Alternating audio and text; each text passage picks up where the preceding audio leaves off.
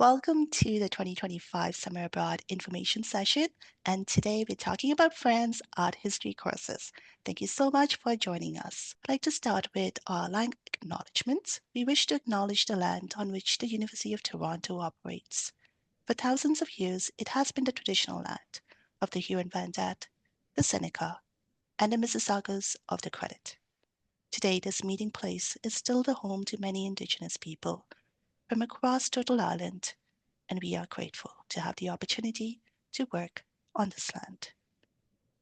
It's wonderful seeing everyone joining us on such a coolish day, and I truly appreciate it, taking the time to be with us. My name is Lorena Tam, and Director of the Professional International Programs, including Summer Abroad, and we're delighted to bring an agenda that's packed with lots of great information for those who are with us.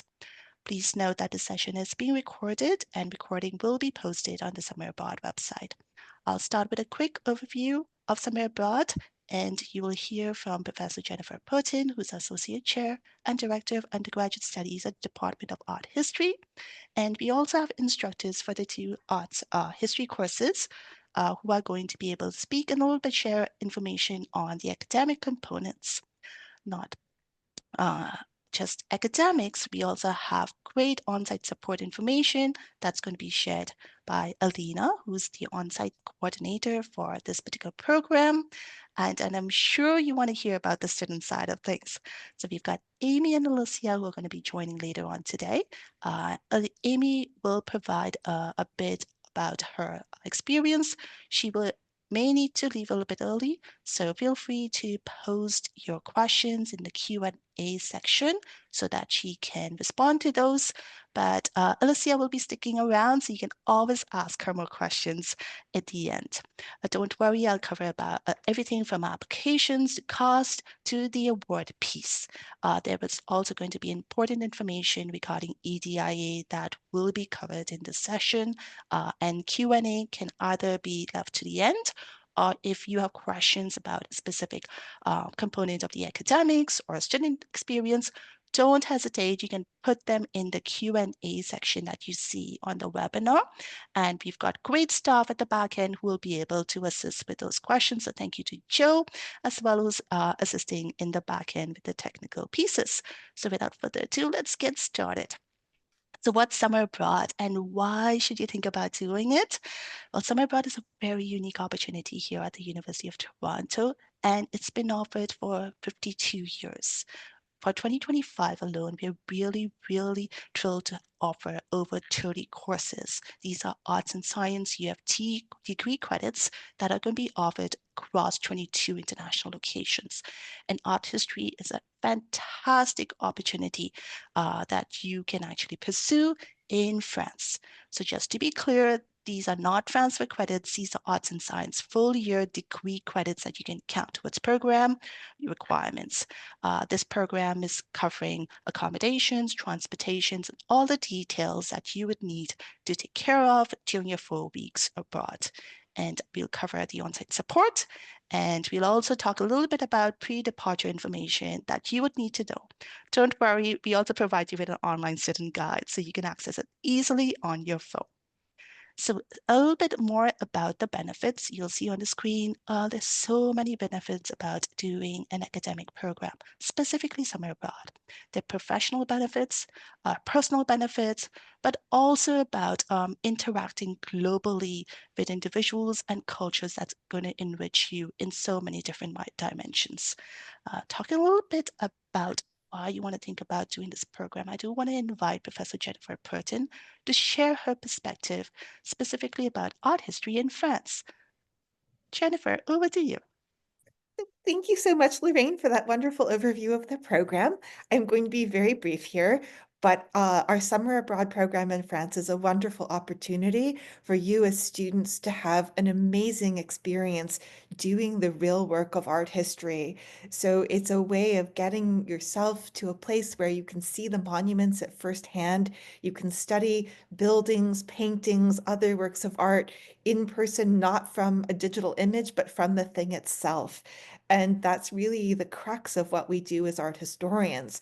I think in the classroom, we work with the limitations that we have. Of course, all of our profs work hard to leverage the resources in Toronto, but in France, you have the opportunity to just see things at firsthand and really experience the next level of art history. You might want to think of this as a kind of capstone experience in your undergraduate program.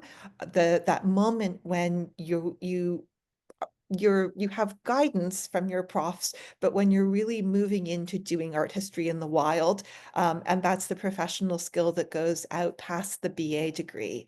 The kind of work that you'll do in France on study abroad is the kind of work that you might do if you were to work in a gallery or for a dealer or an auction house, or also the kind of work that you'll be doing if you go on to graduate school. So it's a wonderful bridge for the kind of academic work you've been doing in Toronto in classes and whatever art history path or not art history path you might pursue after graduation. So that's really where it fits into our program. And I will be there is a department holiday December reception from 1 to 3 today. So I will be there if you have questions that you want to ask me about it as well. I will be leaving a bit early because I'm baking cookies and I'm bringing things to campus. So I defer to everyone else, but if you have questions for me personally, either put them in the Q&A or see me between 1 and 3 if you're there in person. And I turn it over to our fantastic instructors who are building that bridge for you as students between the kind of work we do in the classroom in Toronto and what's available on the ground in France. Thank you, Professor Purtle. Thank you so much. And all the best for a fantastic holiday celebration. And I would like to invite Professor Bjorn Evold and Christina Gatsugianopoulou to provide a little bit of insight on FAH 391, Greek and Roman art and its reception in France. So I'm not sure if Bjorn was able to log in. So yeah, he's here. It's He's okay. here. Then I will. Thanks, Jenny. You've put it so extremely well. So I will not add too much. As Professor Purtle says, it is a unique experience with both these courses because you will not have classroom time. It's all going to be completely hands-on. You will be able to go into probably some of the most famous museums in the world and look at objects really very close. And you will be also able to interact with really famous curators.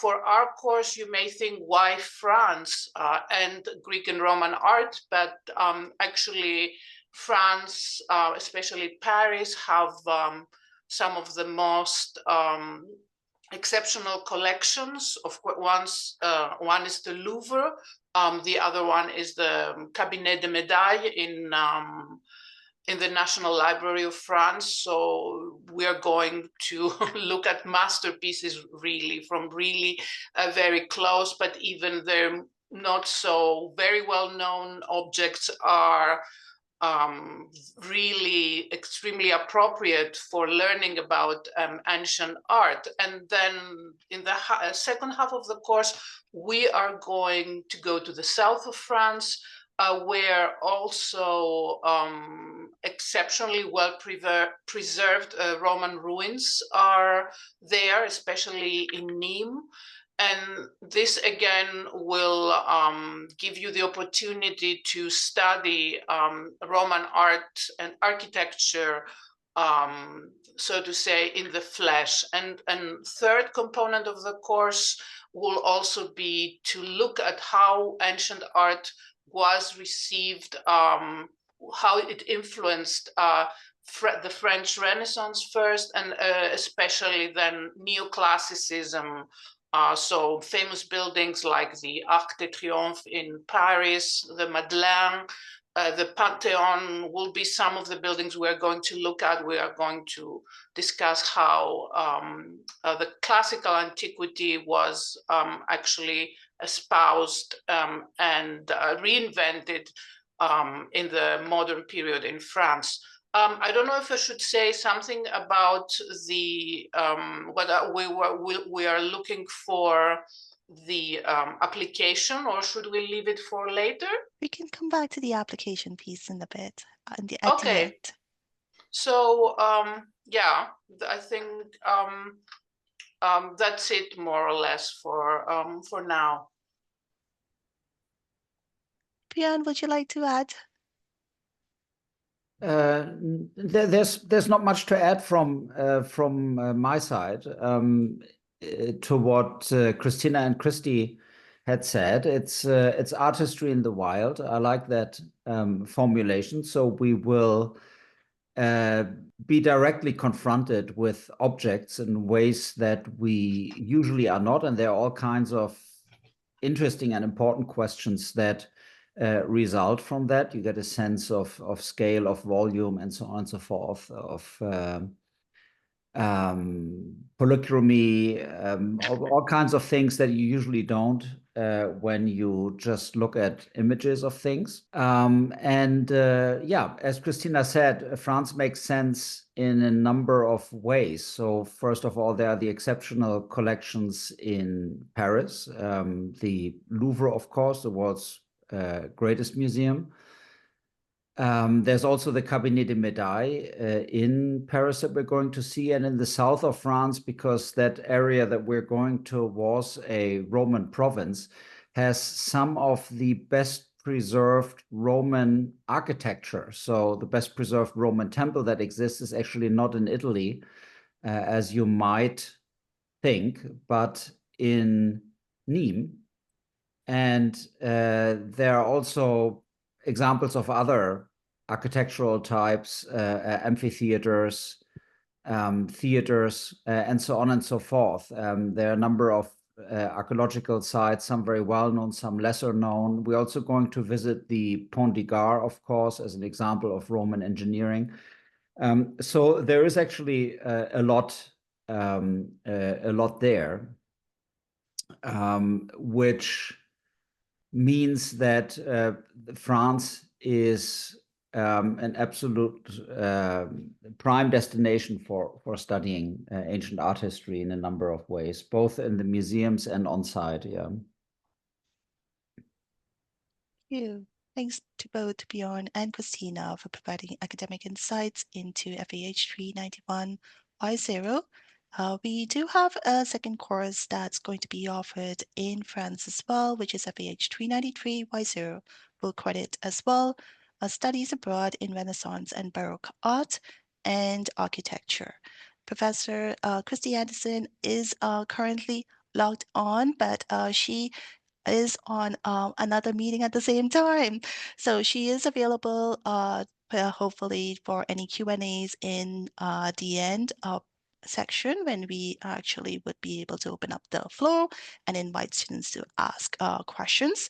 We'll come back to this course if you do have any questions specifically regarding the academics piece for this course. Please do connect with the instructor. I do want to take an opportunity now to invite Alina. Alina was in France this summer, so she's going to be able to provide that perspective of what kinds of things you want to think about as a potential participant. Over to you, Annalena.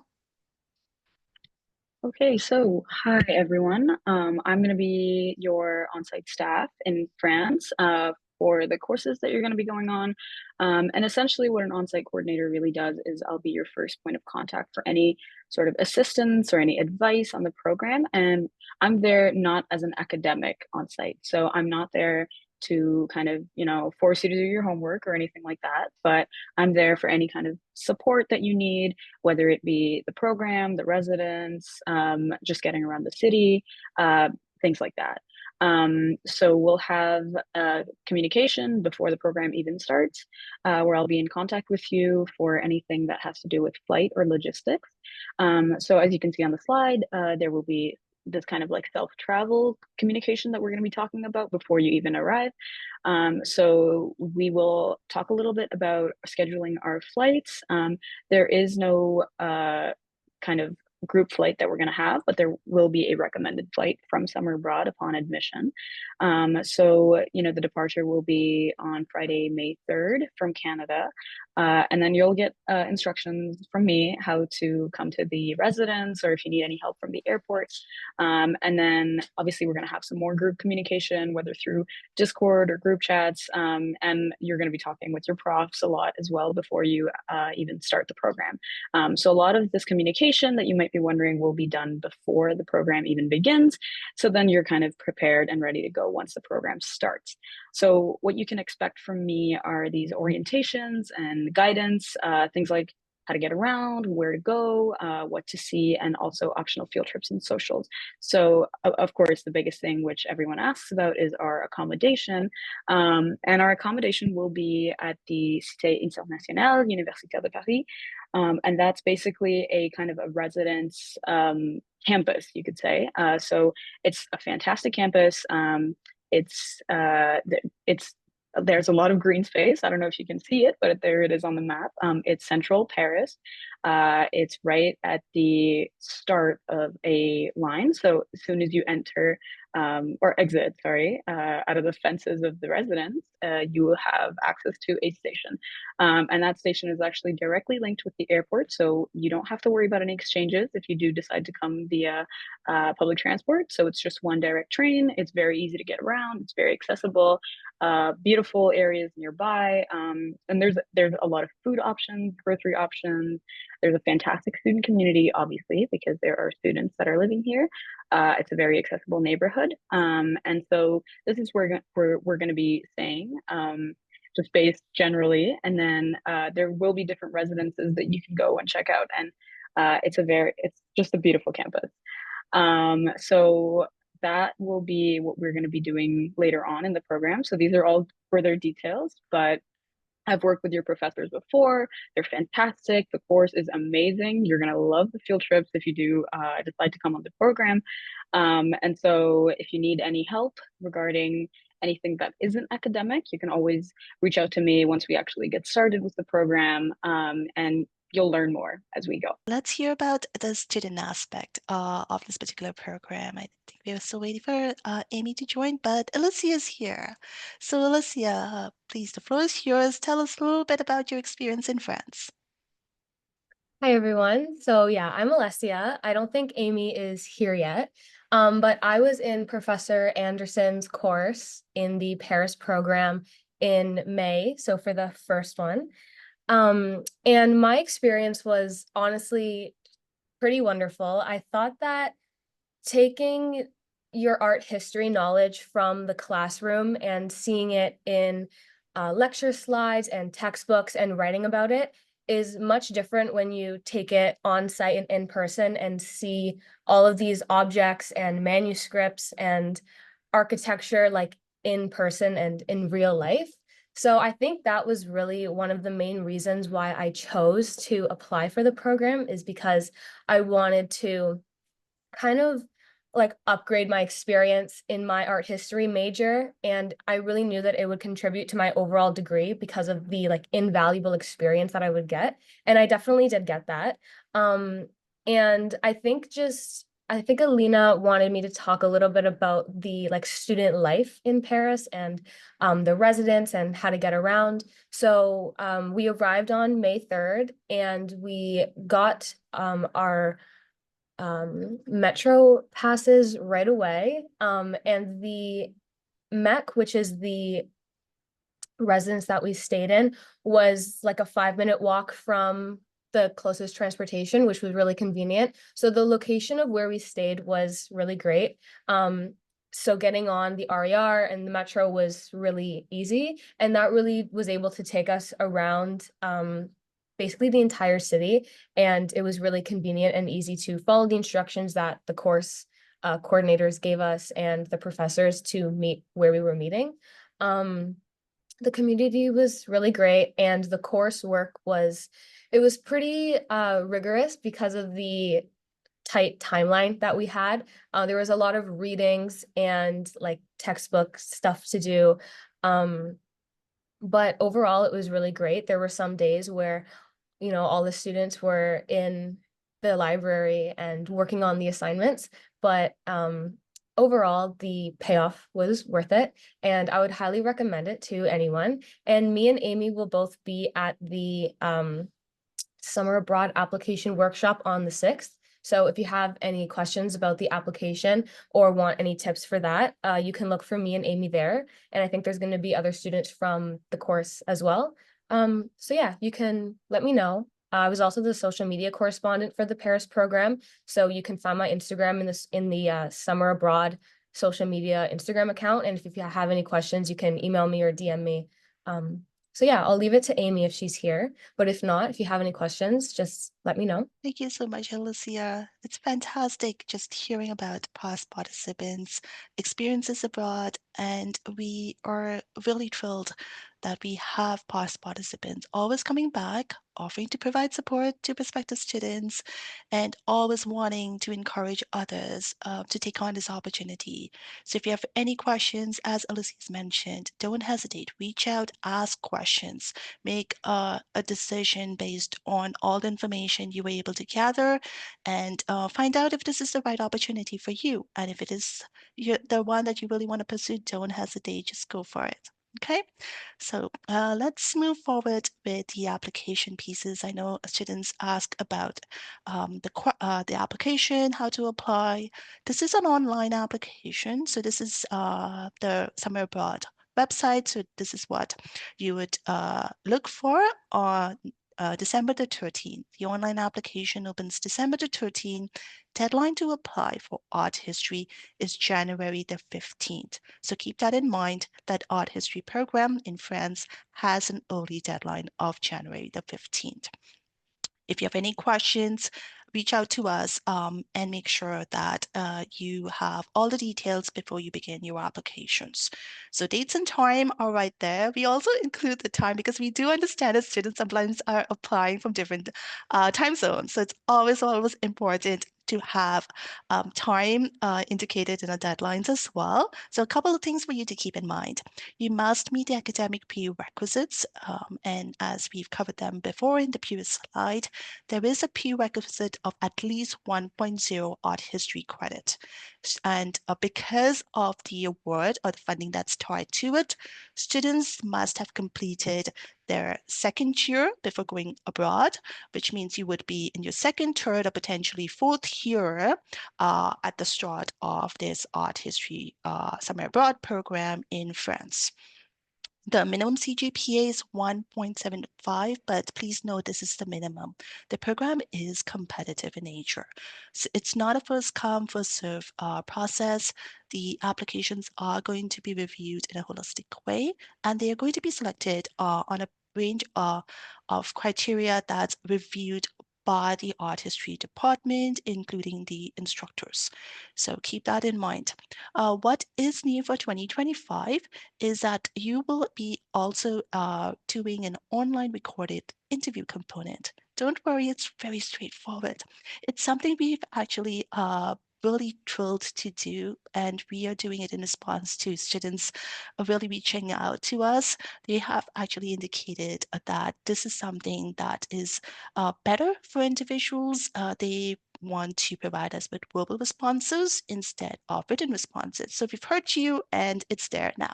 So don't worry, we'll have a how-to video. It's very straightforward. Many of you most likely have already done it as part of your admission to the University of Toronto. So it's very straightforward and easy and done online at your own pace. There is an application fee, $210.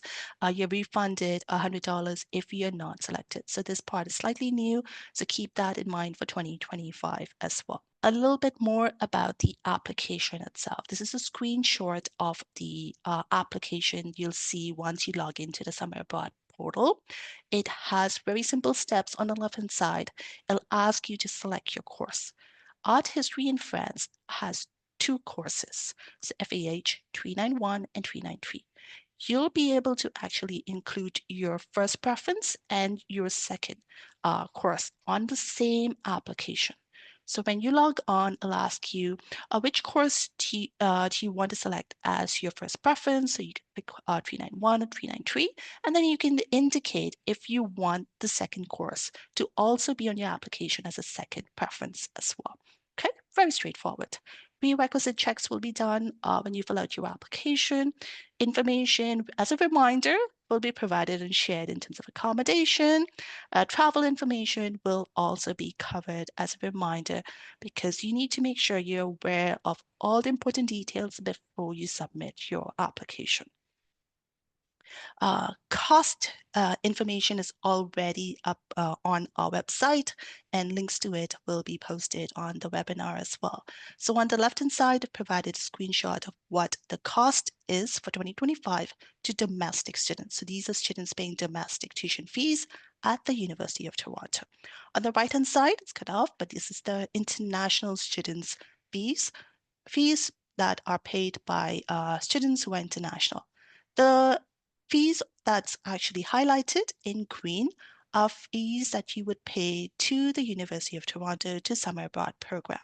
So application fee, course fee, incidentals, field trip information, or field trip fees, including accommodation, is paid to the University of Toronto. At the bottom of that slide, you'll see recommended fees or recommended amounts that relate to airfares, meals, transportation, medical travel, and miscellaneous. Do note that these vary really depending on your own choices and your decisions. We've included recommended meal allowance, but it really may range depending on your own preferences when you're in France as well. So let's talk a little bit about the financial assistance related to the France program.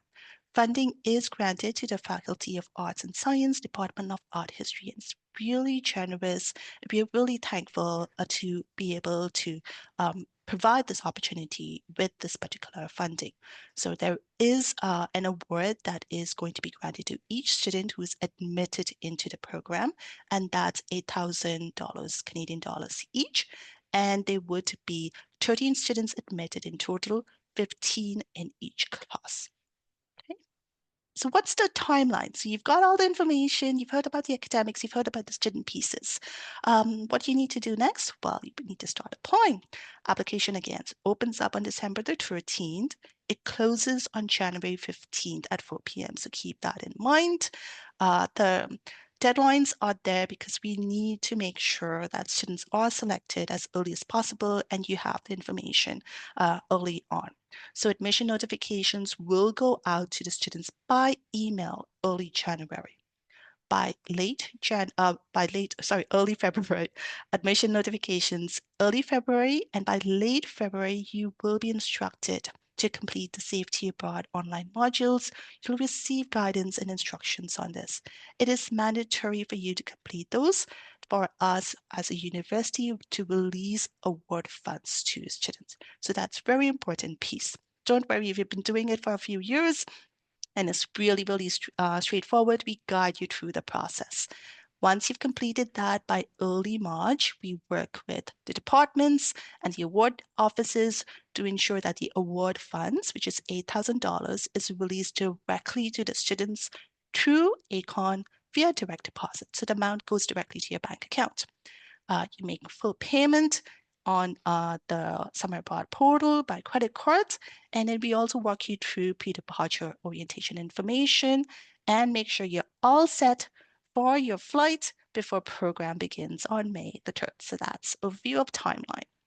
What are other pieces you need to keep in mind? There are a couple of things that you have to be mindful of as you prepare or think about flying or traveling next year. Students are responsible for arranging your own visas if you need them based on your passport. Supporting documents will be provided by the Summer Abroad program. We work with the individual students to make sure you have the required paperwork and document to make sure you're applying for visas ahead of time. Note that for France, Canadian students require a passport that's valid for the duration of the stay, In addition to that, there is something new that's coming up or has already come up. They call it the ETIAS. So it's new. So if you traveled to Europe in the past and you all only needed as a Canadian citizen with a Canadian passport, you only needed your passport, right, to be valid and up to date. Well, you need one more additional document now. So keep that in mind. It is new entry requirement for all visa exempt nationals, including Canadian citizens, to apply for the ETIAS before your departure. So there's lots of great information already on the website on this, and don't worry, we'll guide you through the process and we'll send you reminders about this as well.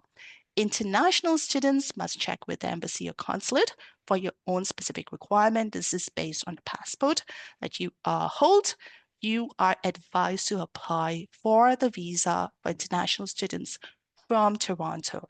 And there is really strong reasons why it is better for you to apply from Toronto. We can help you with the required paperwork and make sure that your visa gets to you in a timely manner before your departure. Again, review the terms and conditions of travel, health, flight insurance. Always good to be prepared. And we always remind students to ensure you have a cancellation insurance already as part of your bookings, your own personal flight bookings, to make sure that you're covering for any unanticipated delays or interruptions. Again, we cover that once students are selected, and they're all part of pre-departure information, but just good information to know before you apply. So let's move a little bit on EDIA. I'm checking for time. We're looking good. So Summer Abroad is committed to principles of EDIA, and we have a dedicated staff as part of my team who will oversees everything concerns, questions around EDIA. I've included the email address here. You can also book a virtual advising appointment with her and have a conversation if this is the appropriate program for you. QR code is included on the screen for you to easily book an appointment. We've also done extensive work to ensure that students have relevant and up-to-date information on the website before your application. EDIA resources have been already posted for different and our diverse student communities. So please review it, read up on it. It's always good to be well informed. In addition to different student communities, we also support students at the different sites. So there's site-specific information because different countries can really vary in their level of inclusivity, acceptance, and legal protections for various individuals and various identities. So make sure you understand the different cultures and you're aware of how they may be different than what your expectation may be here in Canada. Again, QR code has been already posted to make sure you have easy access to those important resources. Students who require accommodations, academic accommodations or non-academic accommodations are strongly advised to register with the campus accessibility services so that we can work with accessibility services and you to accommodate your specific needs, and we are able to have an accommodation plan put in place before your departure. A quick note that letter of accommodation must be uploaded to your application within 7 days of being admitted. We ask you to be prepared for it so we are able to put all the plans in place before your departure so you can focus on your learning when you're abroad. A reminder that a range of accommodations may differ from country to country, and we can't always guarantee that the specific site that you're traveling to will offer exactly the same accommodations that are available at the University of Toronto, but I do want to reassure you we absolutely try our best.